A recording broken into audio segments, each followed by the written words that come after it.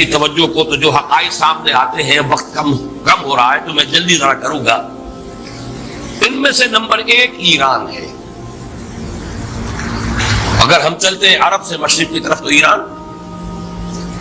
ایک اعتبار سے یہ بازی لے گیا ہے پورے عالم اسلام پر۔ ان کے مذہبی عقائد، ان کی فقہ سے ہمیں جو اختلاف ہے وہ ہے اپنی جگہ پر ہے۔ آپ کو معلوم ہے میرے بارے میں کسی کو اشتباہ نہیں ہو سکتا اس اعتبار سے۔ میری جس درجے دشمنی رکھی گئی ہے، جس طرح میرے سر کا جو ہے مطالبہ ہوتا تھا، 2 ہی آدمی تھے پاکستان میں کہ جن کے سر مانگے گئے، ایک کراچی کے وہ شاہ ولی الدین صاحب اور ایک نہیں۔ تو اس حوالے سے وہ اپنی جگہ پر اختلاف ہے، لیکن اس حقیقت کا اعتراف کیے بغیر نہیں رہا جا سکتا پورے عالم اسلام میں یہ واحد مسلمان ملک ہے جس نے بہرحال اپنی شریعت، اپنے عقائد کے مطابق ایک مذہبی انقلاب برپا کیا ہے۔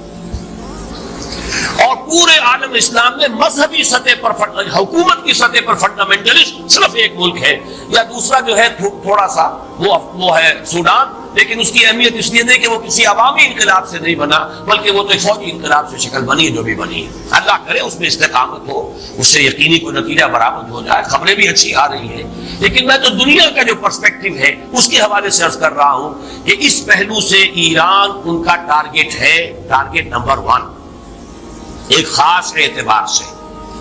ٹارگٹ نمبر 1 ایک دوسرے اعتبار سے ہم ہیں، وہ میں بعد میں عرض کروں گا۔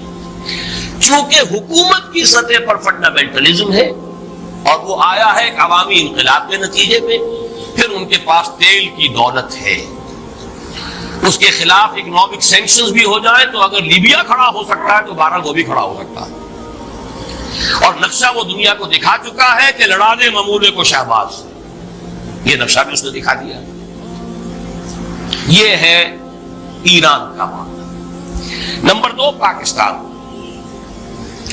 پاکستان 400 برس کی تجدیدی مساعی کا امین ہے، امانت دار ہے۔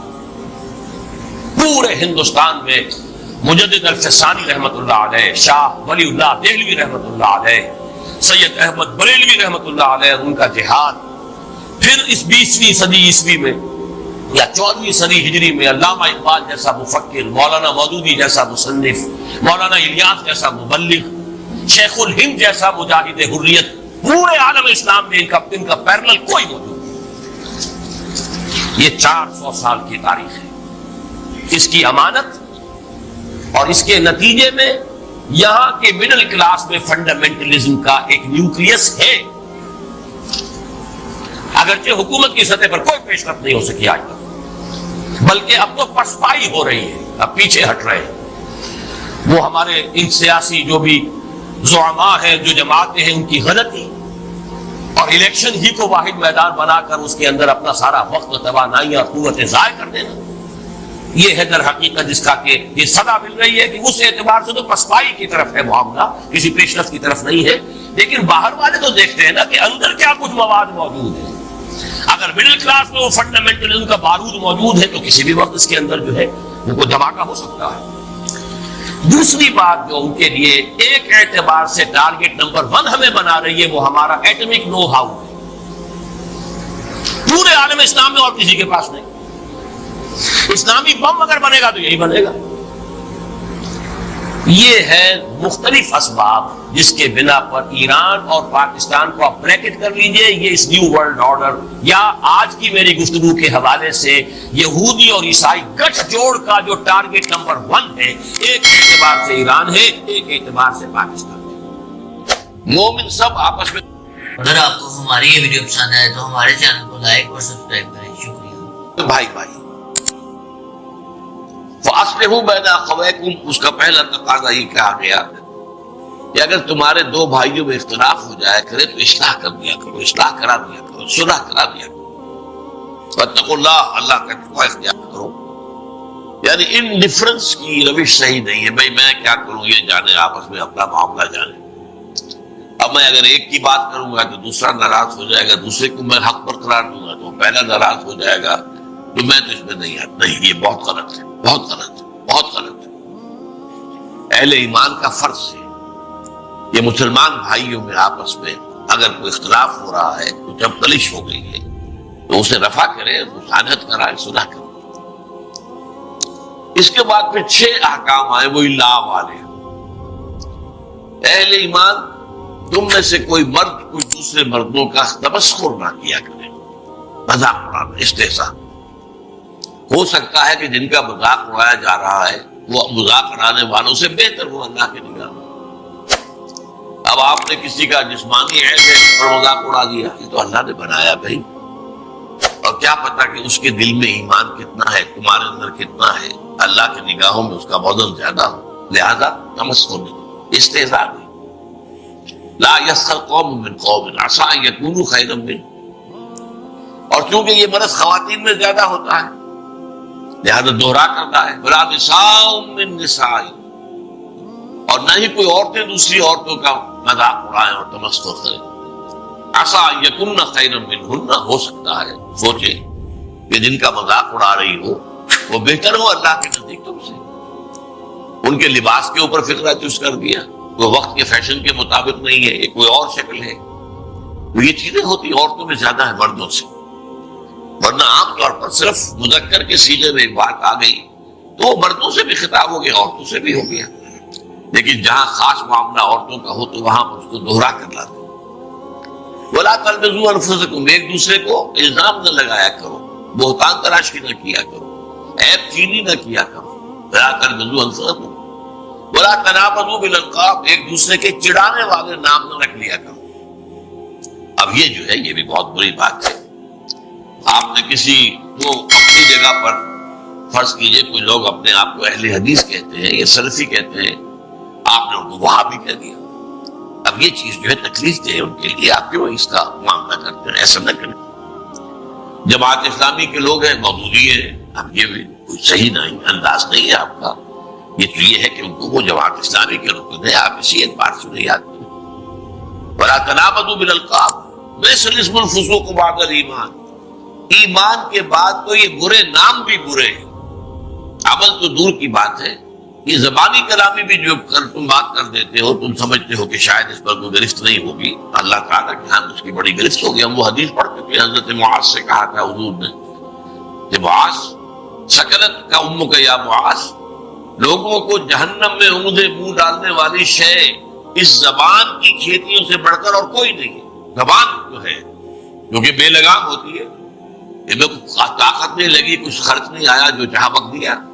لیکن ہر لفظ جو ہے تمہارے منہ سے نکلا ہوا وہ یا تو جنت میں جا کے پودا بن جائے گا اور یا جہنم کا کوئی جھاڑ کا کام بنے گا جو تمہیں آخرت میں جا کے کاٹنا پڑے گا. اگلی آیت میں فرمایا اہل ایمان ایک دوسرے سے سوء ظن سے کام کرتے.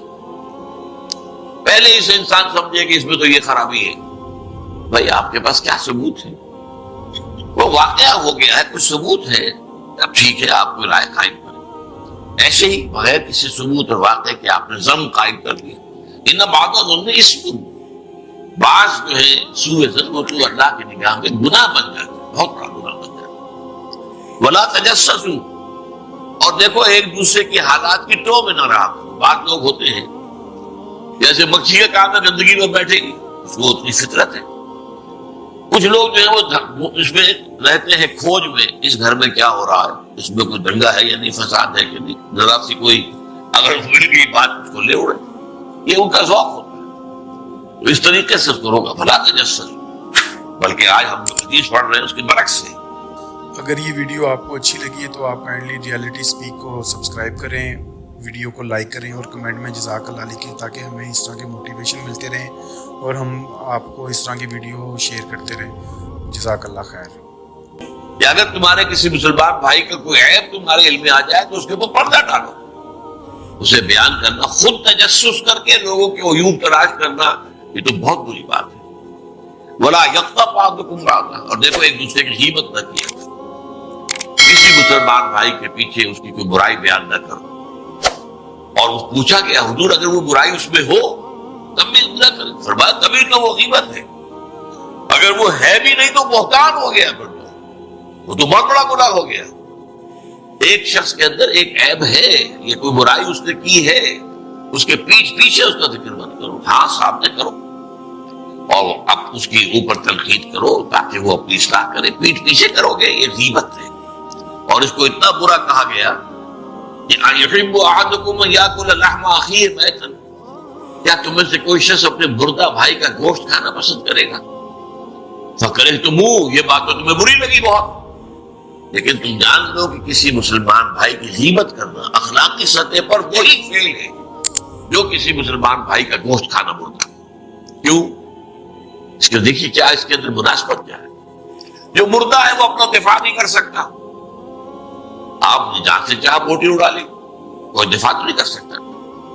اسی طرح جو شخص موجود نہیں ہے وہ اپنا دفاع نہیں کر سکتا، وہ موجود ہوتا تو بتاتا بھائی نہیں آپ کو غلط فہمی ہوئی ہے، یہ بات میں نے نہیں کہی ہے، یہ بات میں نے نہیں کی ہے، اس کا یہ پس منظر ہے، وہ کچھ نہ کچھ دفاع کرتا نا۔ جب وہ ہے نہیں وہ اپنی عزت کا دفاع نہیں کر سکتا، جیسے وہ مردہ جو ہے وہ اپنے جسم کا دفاع نہیں کرتا۔ اور یہ میں نے آپ کو بتایا یہ انداز ہے قرآن کا، جیسے کہ ہمارے کلمے کی بھی ترتیب یہی ہے، لا الہ الا اللہ، پہلے نفی، لا الہ نہیں ہے کوئی بھی معبود الا اللہ، سوائے اللہ کے، تو منفی کے بعد اسی طرح سورہ بقرہ میں فرمایا گیا وَمَن يَكْفُرْ بِالطَّاغُوتِ وَيُؤْمِن بِاللَّهِ فَقَدِ اسْتَمْسَكَ بِالْعُرْوَةِ الْوُثْقَىٰ، جو شخص طاغوت کا کفر کرے اور اللہ پر ایمان لائے۔ طاغوت کون؟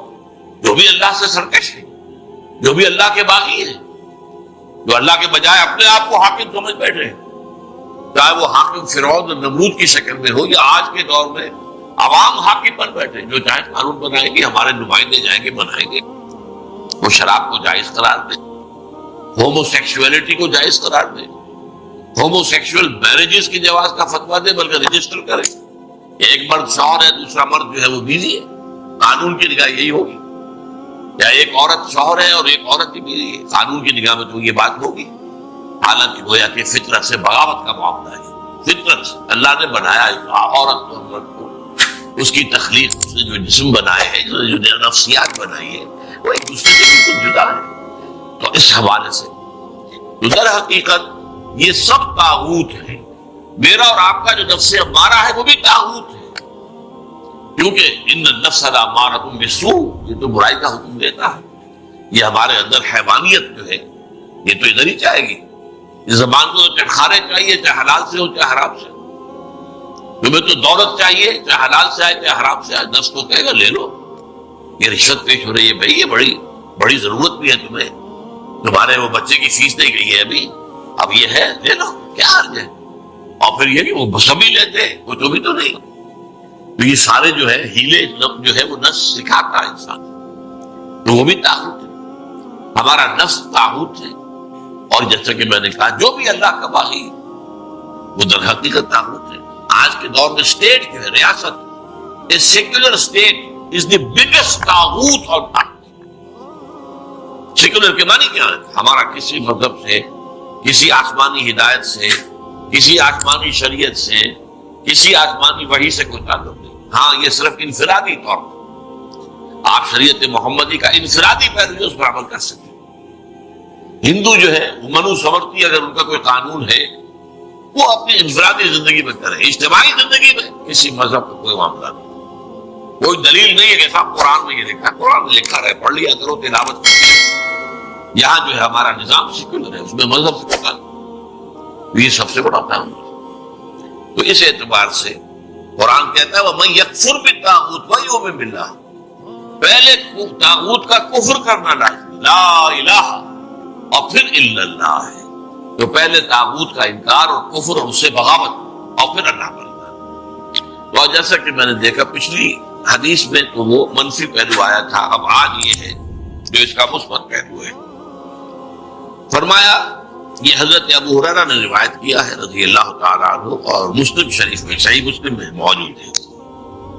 حضور ارشاد فرماتے ہیں من نفس عن مومن قربۃ من قرب الدنیا نفس اللہ عنہ قربۃ من قرب یوم القیامہ، جس شخص نے کسی مومن کی دنیا کی سختیوں میں سے، دشواریوں میں سے کسی دشواری اور سختی کو دور کیا، اللہ تعالیٰ قیامت کے دن اس کی سختی اور دشواریوں کے اندر سے کمی کرے گا۔ یہاں اہل ایمان کے ساتھ اگر حسن سلوک کرو گے اس کا اجر اللہ کے ہاتھ ملے گا۔ اللہ تعالیٰ وہ سختیاں جو ہے یوم القیامہ بڑی شدید جو احوال ہے وہ جو کہا جاتا ہے روایتی طور پر کہ پسینہ جو ہے وہ گردنوں تک آیا ہوا ہوگا اور سورج جو ہے وہ سوا نیزے پر ہوگا. یہ چیزیں جو ہے بات کو سمجھانے کے لیے. بہرحال اس وقت کی سختیوں کو اللہ تعالیٰ جو ہے آسان کر دے گا اپنے اس بندے کے لیے جو مسلمان بھائی کی جس نے کسی سختی کو، کسی تنگی کو، کسی مشکل کو رفع کیا. وَمَنْ يَسَّرَ عَلَى مُعْسِرٍ يَسَّرَهُ اللَّهُ عَلَيْهِ فِي الدُّنْيَا وَالْآخِرَةِ. اور جس نے آسانی پیدا کی کسی ایسے شخص پر، کسی ایسے مسلمان پر جو کسی مشکل میں ہے، تنگی میں ہے، مصیبت میں ہے، تنگ دستی بھی ہو سکتی ہے، تو اگر آپ کے اختیار میں ہے کہ آپ اس کی اس جو ہے تکلیف کے اندر آپ کمی کر سکیں اور اس کے لیے آسانی کا راستہ پیدا کریں. یا مثلاً آپ نے کسی کو قرض دیا تھا، اور قرض کی ادائیگی کا وقت آ گیا، اس نے کہا تھا 2 سال کے بعد میں دے دوں گا واپس. اب اس کی پوزیشن نہیں ہے، وہ کسی ایسی حالت کے اندر ہے کہ ادا نہیں کر سکتا، تو اب آپ آسانی کریں. یہ نہ ہو کہ اس کے سر پر سوار ہو جائے، بلکہ یہ کہ آسانی کر دیں. قرآن مجید میں تو جہاں سود کی حرمت کا حکم آیا وہاں یہ بھی آیا ہے وَإِن تَعْفُوا خَيْرٌ لَكُمْ. دیکھو، اگر ایک تو یہ کہ تمہارا مقروض جو ہے اگر نہیں دے سکتا تو اس کے لیے مہلت بڑھا دو، کوئی حرج نہیں، اور اگر معافی کر دو تو یہ سب سے بہتر ہے. آخر تمہارا مسلمان بھائی ہے، اس نے تم سے قرض لیا تھا، اور قرض ظاہر بات ہے آدمی دیتا ہے اپنی اضافی جو دولت ہے، جو بھی اس کے پاس بچت ہے اسی میں سے دے گا. اور وہ جو ہے اس کے بارے میں تو یہاں تک فرمایا سورہ بقرہ میں یسألونک ماذا ينفقون قل العفو. اے نبی یہ آپ سے پوچھتے ہیں کتنا خرچ کریں ہم اللہ کی راہ میں. انفقوا انفقوا انفقوا انفقوا. تکرار تو بہت ہو، کتنا؟ فرمایا جو بھی تمہاری ضرورت سے زائدہ دے دو. لیکن یہ روحانی تقاضا ہے، یہ قانونی تقاضا نہیں ہے. قانونی تقاضا بعض لوگوں نے اس کو قانونی بنا دیا اور اس رائے پر پہنچ گیا. ان میں حضرت ابو ذر غفاری رضی اللہ تعالیٰ عنہ جیسے جلیل القدر صحابی بھی تھے کہ کوئی سونا چاندی اپنے پاس رکھنا مطلقاً حرام نہیں. یہ ان کے اندر چونکہ انتہائی زہد تھا اس کا یہ مظاہرہ ہوا.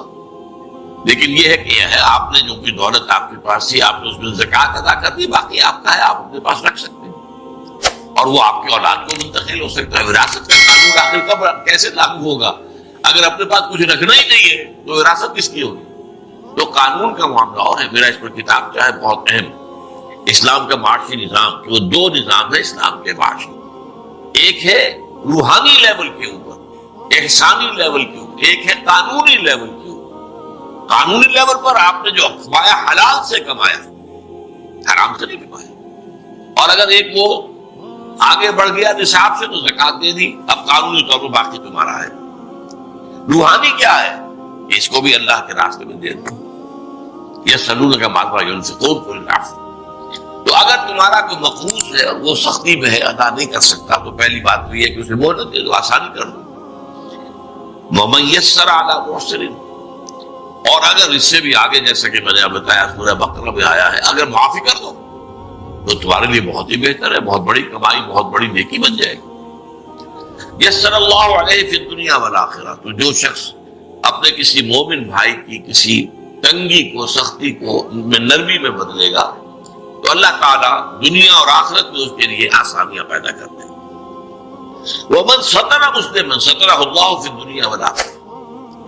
اور جس شخص نے کسی مومن کی عیب پوشی کی، ایک عیب ہے آپ کی نظر میں آ گیا، تجسس تو آپ نے نہیں کرنا، خود تو تلاش نہیں کرنا، خود جو ہے اس کے لیے آپ ٹوہ میں لگے رہے نہیں، یہ تو آگے وہ میں نے حضرت آپ کو آیت سنا دی وَلَا تَجَسَّسُوا. اب ایک چیز آئی گئی ہے آپ کے سامنے، پردہ ڈالو. یہ نہیں کہ وہ ڈھنڈورا پیٹ دو، اس کا جو ہے لوگوں کے اندر چرچا کر دو، نہیں.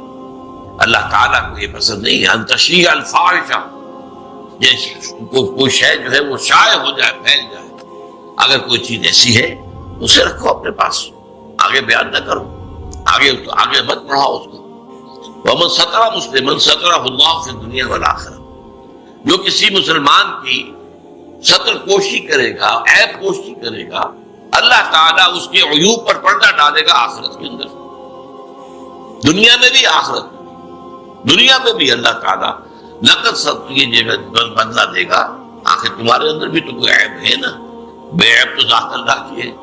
کون ہے جس میں کوئی خطا نہیں ہے، کوئی کمی نہیں ہے؟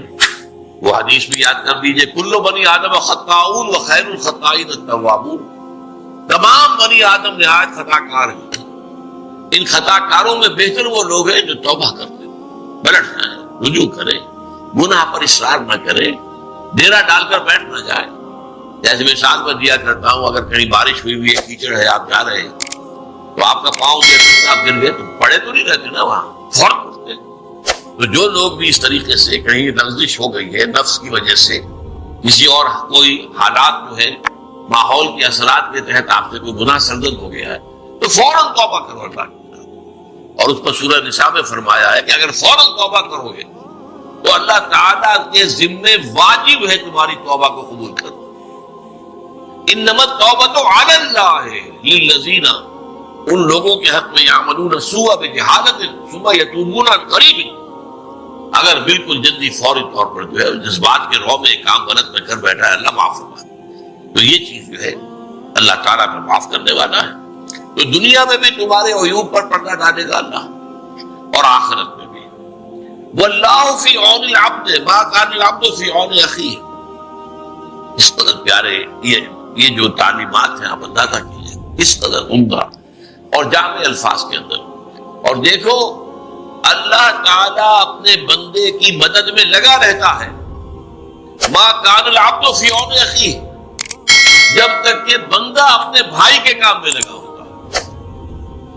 آپ اپنے بھائی کے کام میں لگے، آپ وقت لگا رہے ہیں، اللہ تعالیٰ آپ کے کام میں لگ جائے گا، آپ کی ضرورتیں پوری کرے گا۔ اب یہ اونچا درجہ دیکھیے، خدمت خلق ہے، کسی بھائی کی مدد ہے، اس میں وقت بھی لگ رہا ہے۔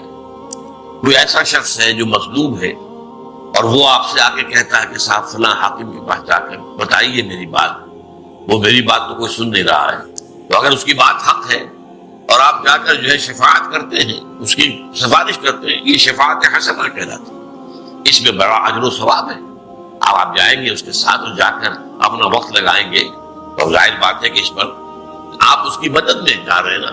اب اتنے عرصے تک آپ کے سارے کام اللہ سے مان لے گا۔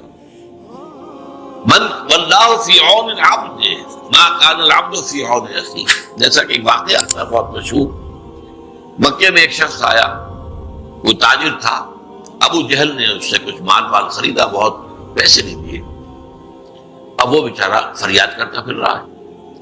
تو وہ آیا، ایک جگہ پر سردار بیٹھے ہوئے تھے بہت سے، ان کے پاس گیا، فریاد کی کہ دیکھیں ابو جہل جو ہے میری رقم نہیں دے رہا۔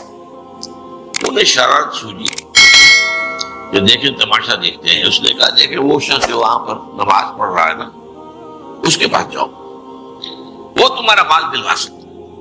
وہ حضور تھے صلی اللہ علیہ وسلم، اب حضور کا تو کٹر دشمن ہے ابو جہل۔ اس نے جا کر اپنی بات کی، حضور چل پڑے، ابو جہل کے دروازے پر جا کر دستک دی، وہ باہر آیا، فرمایا اس کا مال ادا کر دو۔ وہ فوراً گیا، خاموشی کے ساتھ جا کر بیٹھ گیا۔ تو یہ روک وہ اللہ تعالیٰ نے دوسرے تو بالرعب، حضور فرماتے ہیں اللہ نے میری مدد کی ہے رعب کے ساتھ۔ اب ظاہر بات ہے کہ آپ کے چہرہ مبارک کا جو بھی روگ پڑا ہے اس کے اوپر، اس نے چوں نہیں کی، لا کے دے دیے۔ اب یہ بھی ہے نا ایک بندے کی آپ مدد کے لیے اس کے ساتھ چلے اور اس کے بعد جا رہے ہیں جو آپ کا دشمن ہے، تاکہ کم سے کم اس مظلوم کا جو ہے اس کی کوئی داد رسی ہو جائے۔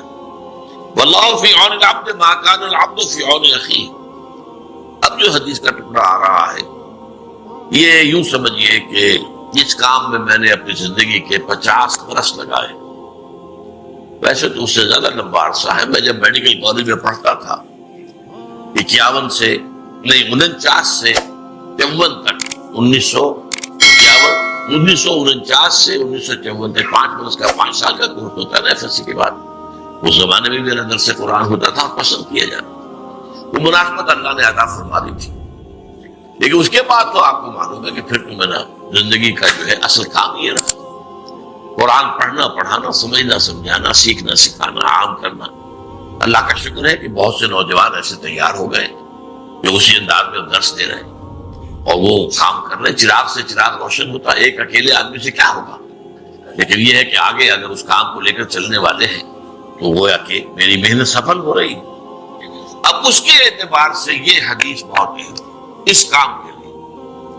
پہلی بات تو فرمائی وَمَنْ سَلَكَ طَرِيقًا يَلْتَمِسُ فِيهِ عِلْمًا، جس شخص نے کوئی راستہ طے کرنا شروع کیا جس سے اس کا مقصد حصول علم تھا، کہیں جا رہا ہے، جیسا کہ آپ کو معلوم ہے کہ اب جب احادیثیں جمع کی گئی ہیں تو اب کسی شخص کو محدث کو معلوم ہوا کہ فلاں بصرہ میں یا بغداد میں ایک ہے صاحب کہ جو اس حدیث کی روایت کرتے ہیں جس میں کہ روایت کی چین کم ہے، لمبا سفر کر کے گئے ہیں، جا کر کہا میں نے سنا ہے کہ آپ حضور کی حدیث روایت کرتے ہیں، جی ہاں یہ حدیث ہے، فوراً واپس، بس حدیث سنی اور واپس۔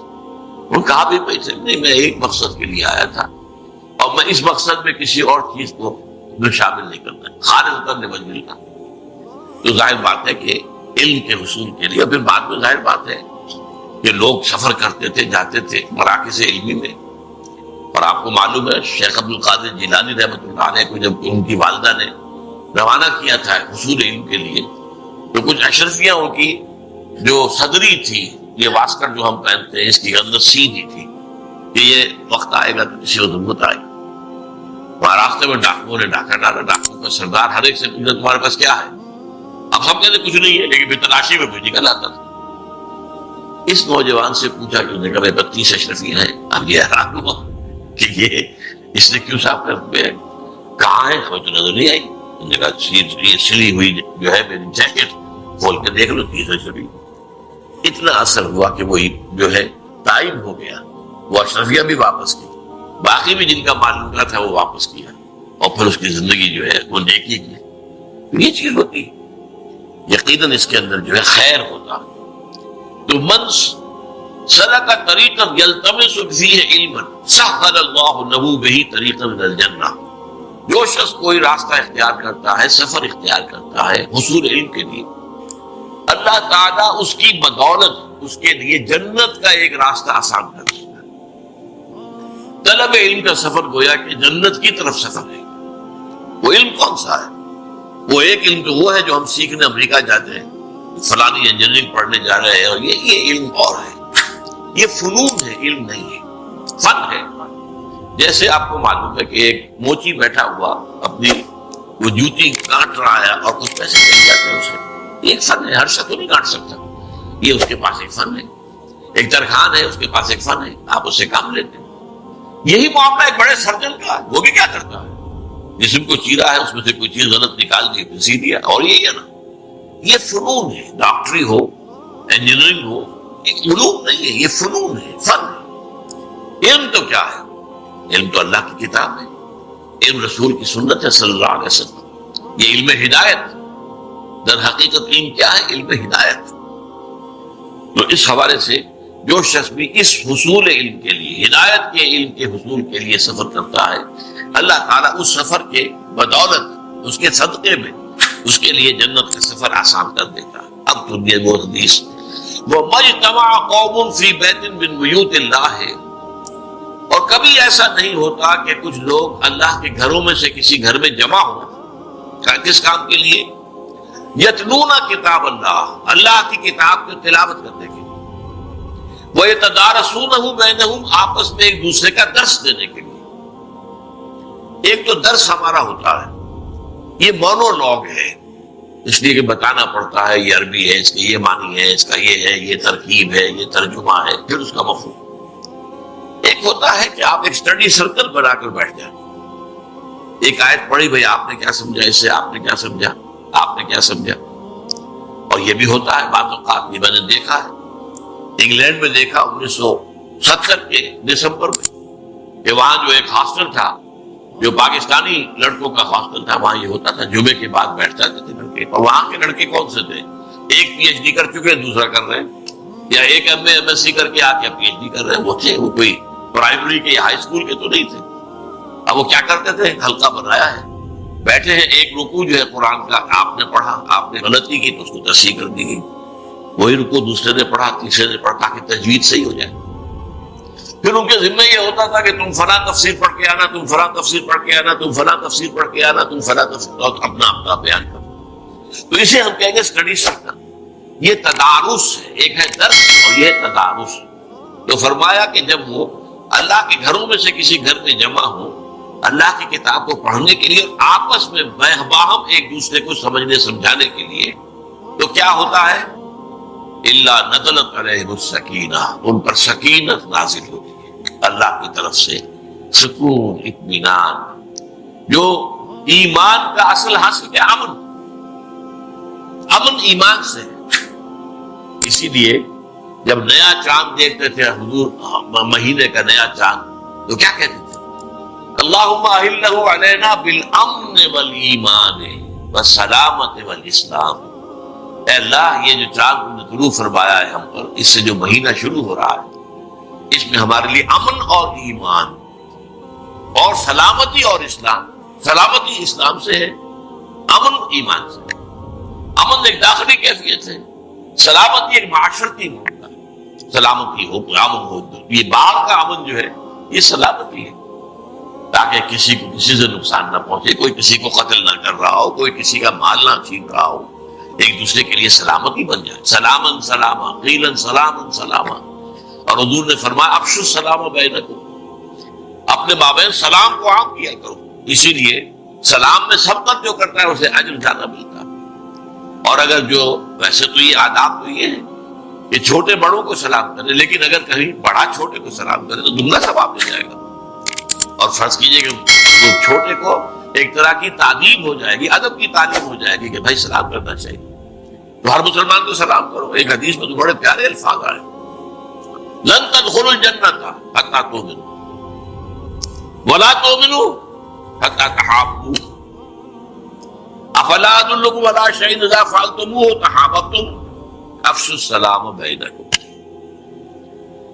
دیکھو تم ہرگز جنت میں داخل نہیں ہو سکو گے جب تک کہ مومن نہ ہو۔ ٹھیک بات ہے۔ اگلی بات، اور ہرگز مومن نہیں ہو سکو گے جب تک آپس میں محبت نہ کرو۔ یہ اب آج کی حدیث سے متعلق اتنا زبردست مضمون آ گیا، لن تدخلوا الجنہ حتی تؤمنوا ولا تؤمنوا حتی تحابوا، حب سے، آپس میں ایک دوسرے سے محبت میں۔ اور فرمایا افلا ادلکم علی شیء اذا فعلتموه تحاببتم، کیا میں تمہیں نہ بتاؤں، تمہاری رہنمائی نہ کرو اس چیز کی طرف کہ اگر تم اس پر عمل کرو تو آپس میں محبت پیدا ہو جائے۔ اور وہ چیز کیا ہے؟ افشوا السلام بینکم، اپنے درمیان سلام کو عام کرو، پھیلاؤ۔ قیلن سلامن سلاما، معاشرے کے اندر ہر طرف سے۔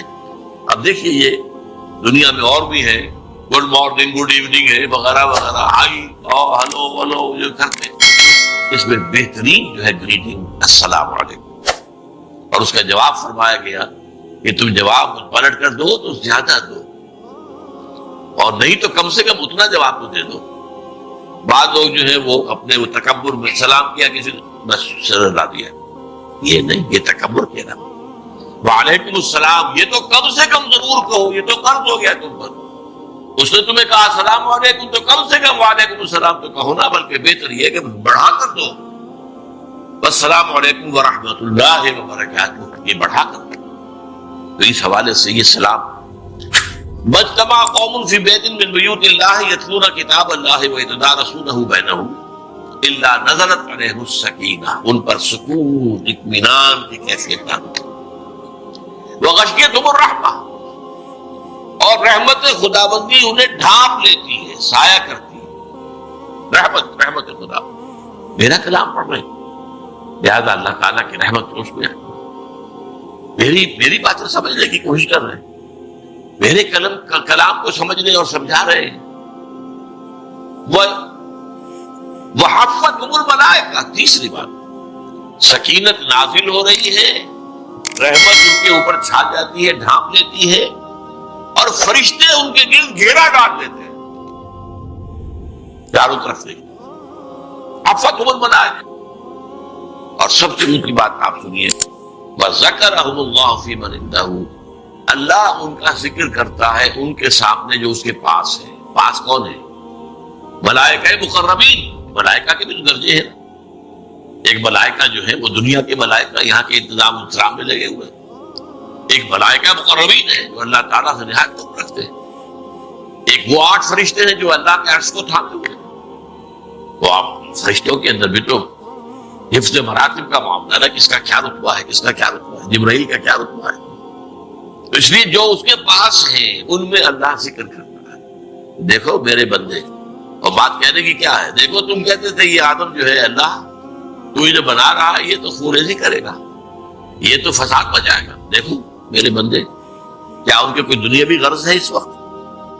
اگر آپ کو ہماری یہ ویڈیو پسند آئے تو ہمارے چینل کو لائک اور سبسکرائب کریں، شکریہ۔